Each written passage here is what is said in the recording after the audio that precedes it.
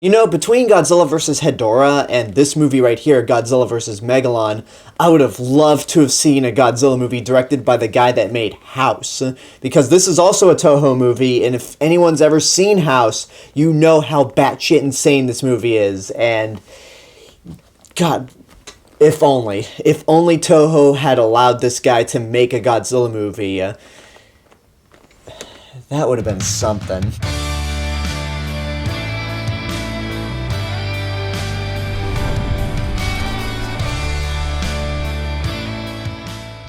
Godzilla vs. Megalon is the 13th Godzilla film made in 1973 and is once again directed by Jun Fukuda. The plot of this movie is sort of a traditional Godzilla movie in the vein of Godzilla vs. Gigan, but mixed with the over-the-top and wacky goofiness that is Godzilla vs. Hedorah. The movie revolves around a race of people called the Seatopians who live underground but are constantly irritated about all the nuclear testings that the people of Earth are doing, so they decide to send their monster Megalon up to the surface to try to destroy the world.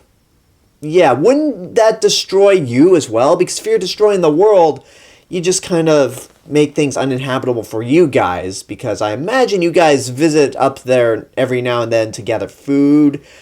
And why am I going into this? Let's move on. So you got another giant monster on the loose. Meanwhile, you have an inventor who hangs out with his kid brother and his best friend, and he's created this robot named Jet Jaguar. Some Seatopian spies managed to get Jet Jaguar under their control and use Jet Jaguar to lure Megalon to certain locations, but the inventor manages to get Jet Jaguar under control. Jet Jaguar heads to Monster Island to try to bring Godzilla to the mainland to fight Megalon. Then the Seatopians call the Space Hunter Nebula to bring in Gigan, and before you know it, it's another tag team battle, Godzilla and Jet Jaguar versus Megalon and Gigan. To give you an understanding of how bizarre this movie is, this is the movie that introduced me to Mystery Science Theater 3000. I remember when I read that Godzilla vs. Megalon was available on Netflix back when they were just doing DVD rentals. I rented it, thought it was going to be the whole movie, but then when I put the disc in my DVD player, I realized it was something else, and I was like, who the fuck are these guys talking over the movie constantly? So it was that initial, what the hell? But as I kept watching, I suddenly got hooked on it. I fell in love with Mystery Science Theater 3000 afterwards, and Godzilla vs. Megalon is just the perfect movie for Mystery Science Theater. This and Ebirah Horror of the Deep are the only two Godzilla movies that have ever been featured on the show, and this one in particular definitely deserves that honor. Now, it does suffer from a lot of problems that Godzilla vs. Gigan suffered from. Because the Japanese film industry was still in a slump, a lot of stock footage is being used. So once again, that means day and night switch drastically, and then you see shots of Godzilla vs. Gigan being used a lot. In fact, a lot of the military scenes and evacuation scenes used in Godzilla vs. Megalon is the exact same stock footage that Godzilla vs. Gigan used. And there's a sequence in the movie where Megalon is being attacked by airplanes, but if you look really closely when Megalon swats the planes out of the sky, you could see Gigan's hook. And also the use of stock footage is why Megalon's able to shoot lightning from his horn, because they just reused stock footage from Godzilla vs. Gigan of King Ghidorah blasting tanks and other vehicles using his gravity beams. Let's talk about Megalon for a second. He's not as unique of a monster as Gigan is, and in fact this is the only movie that he's ever appeared in. But he's a cool monster in his own right. He's sort of like a giant beetle. He flies, he shoots bombs out of his mouth, he has drills for hands. In fact, I remember him being one of the most obnoxious CPU characters to fight in Godzilla Destroy All Monsters Melee, because he would just bury himself underground until he runs out of energy and you'd have to outrun him. It was a chore, but God, I love that game. Why can't we have more Godzilla games as awesome as that? But anyway, Megalon is a cool looking monster, but the way the monsters act in this movie is just so bizarre. This is kind of where we get into the realm of the movie being as bizarre as Godzilla vs. Hedorah. Hedorah is still the weirdest Godzilla movie because it's just so psychedelic. This movie right here is just batshit insane for all the other kinds of reasons, just how goofy it is. This is probably the most human that any of the monsters ever act. Godzilla is obviously played by somebody else this time around since Haruo Nakajima retired after Godzilla vs. Gigan, so whoever's in the suit this time around gives a more human-like performance.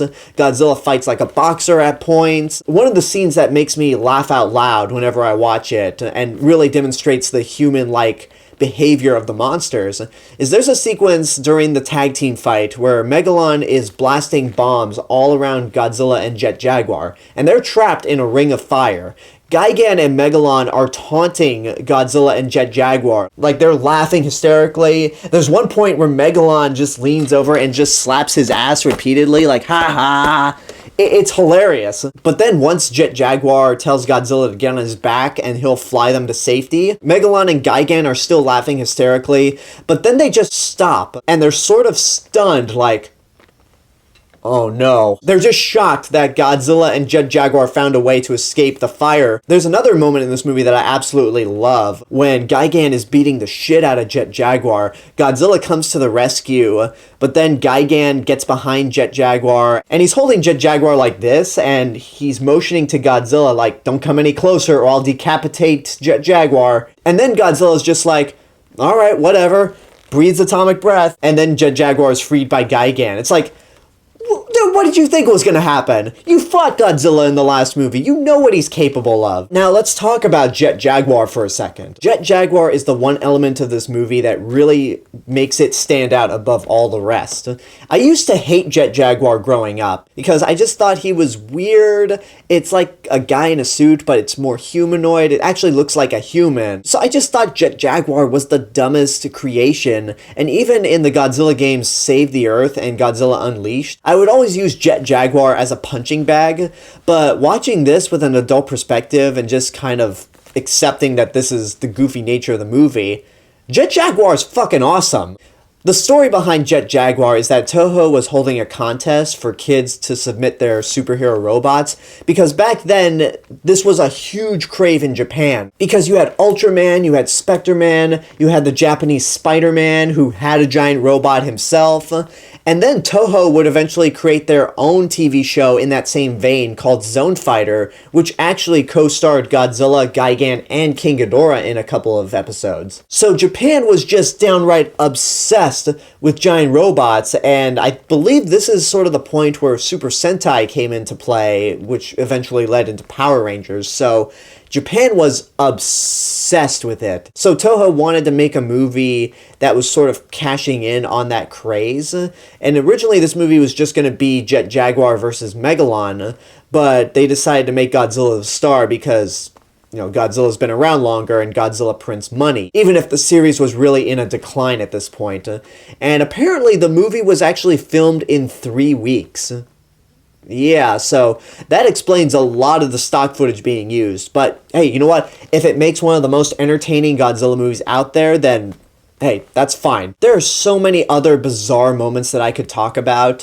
There's that weird boat that the little kid is riding at the beginning of the movie. There's a sequence where the inventor and his brother are trapped in a cargo container. Megalon sends it flying into the sky, and it pretty much turns into a nuking the fridge moment, where that cargo container just goes flying across the sky. It lands hard on the ground, the door opens, and the inventor and his brother are able to get out without a scratch. Not even a cut or a bruise.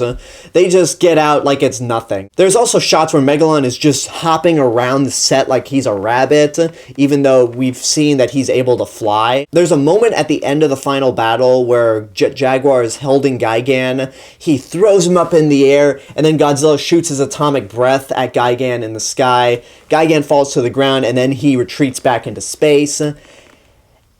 And then the holy grail of sequences or moments in films that defy any sort of logic. You try to look at this movie from a physics point of view. If physics were an actual being, this is the thing that would make them wake up in cold sweats going, "Ah!" And that, my friends, is the infamous Godzilla dropkick. After Gigan flew away, Godzilla runs off in the distance. Jet Jaguar grabs Megalon to hold him up, and then Godzilla runs towards Megalon really briefly, but then kicks up his feet, and he's just floating towards Megalon and kicks him. And they repeat that same sequence twice, and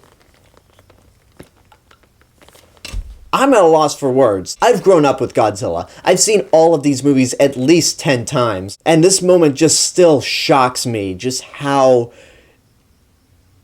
You gotta see it for yourself. Like, words cannot do the dropkick justice. Just watch it for yourself. Now, look, I'm gonna be honest with you. Godzilla vs. Megalon is technically not a good movie. Just like Godzilla vs. Hedorah. It's not really particularly well made. You don't really care about the characters. And next to the cockroach aliens from Godzilla vs. Gigan, the Seatopians are probably the dumbest alien race out there, because some of their spies go to ground level Earth with guns, but they have no idea how to use guns. You remember that moment in Commando where a bunch of military guys are surrounding Arnold Schwarzenegger, and he just casually grabs a gun and takes it away? Like, these guys don't even know how to use guns. It's like that. So, yeah, technically it's not a good movie, but I'm gonna give it the same rating I gave Godzilla vs. Hedorah. Watch at your own risk. I still think Godzilla vs. Hedorah is the weirder movie, but if you are in the mood for some outlandish, laugh-out-loud moments featuring actors in rubber suits beating the shit out of each other, then Godzilla vs. Megalon is the way to go. This movie is actually available on Filmstruck through the Criterion Collection, so if you have a Filmstruck account, go ahead, watch it. Again, it's not a good movie, but you will definitely be entertained. Once Jet Jaguar throws that first punch to Megalon, the movie is non-stop monster action from beginning to end, and I love it for its outlandish nature. And that's my review for Godzilla vs. Megalon. Now, I'm going to be taking Thursday and Friday off to continue work on some of the other Godzilla reviews, but on Saturday and Sunday, I will be talking about the last two Godzilla movies in the original series, starting with Godzilla vs. Mechagodzilla. So I need time to do catch up with all the other Godzilla reviews, and then I'll be back on Saturday to close out the original series. And until then, I hope you enjoyed this review. Leave a comment down below and tell me what your thoughts are on the movie, if and when you've seen it. And as always, this is the real Mr. Robinson telling you there's only one.